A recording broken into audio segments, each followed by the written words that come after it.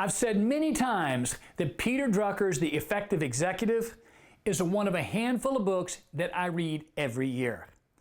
And you know, most management books deal with managing other people. What I like about his book is that it is about managing oneself for effectiveness. That one can truly manage other people is by no means adequately proven. But as he says, one can always manage oneself. Now indeed, executives who do not manage themselves for effectiveness, they cannot possibly expect to manage their associates and their subordinates. Because management is largely by example after all. You know, executives who do not know how to make themselves effective in their own job and work, they just set the wrong example. Now to be reasonably effective, it is not enough for an individual to be intelligent, to work hard, or to even be knowledgeable. Because effectiveness is something separate, something different. But to be effective also does not require any special gifts or special aptitude or special kind of training. Effectiveness as an executive demands doing certain and fairly simple things. It consists of a small number of practices, ones that are presented throughout his book. Now, also what I love about this is that these practices are not inborn, right?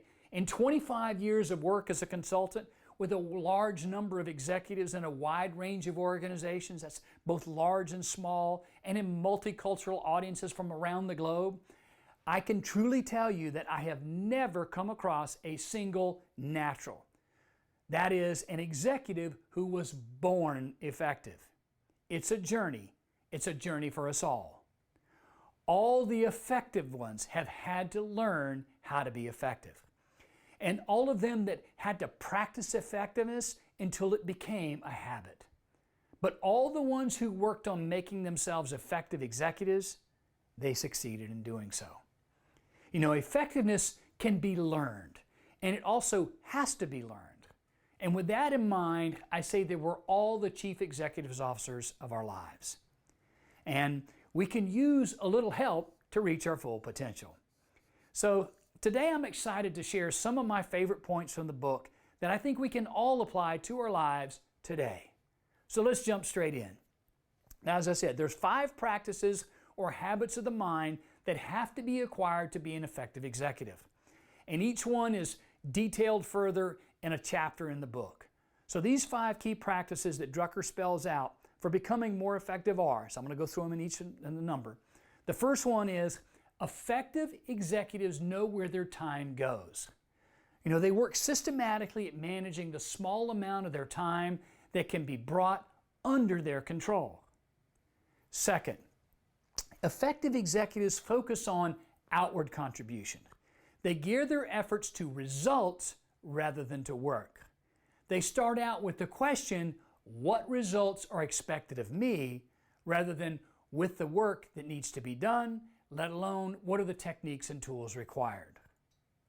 Third, effective executives build on their strengths, their own strengths, the strengths of their superiors, the strengths of their colleagues and subordinates, and also on the strengths of the situation. That is, on what they personally can do. They do not build on weakness. They do not start out with the things that they cannot do. Next, effective executives concentrate on the few major areas where superior performance will produce outstanding results. They force themselves to set priorities and stay with their priority decisions. Why? Because they know that they have no choice but to do first things first and second things not at all. The alternative is to get nothing done. And finally, effective executives make effective decisions. They know that this is, above all, a matter of a system, of the right steps in the right sequence. They know that an effective decision is always a judgment based on dissenting opinions rather than on a consensus of the facts. And they also know that to make many decisions fast means to make a lot of wrong decisions. What is needed are few but fundamental decisions. What is needed is the right strategy rather than razzle-dazzle tactics. Now, these are all practices that need to become habits.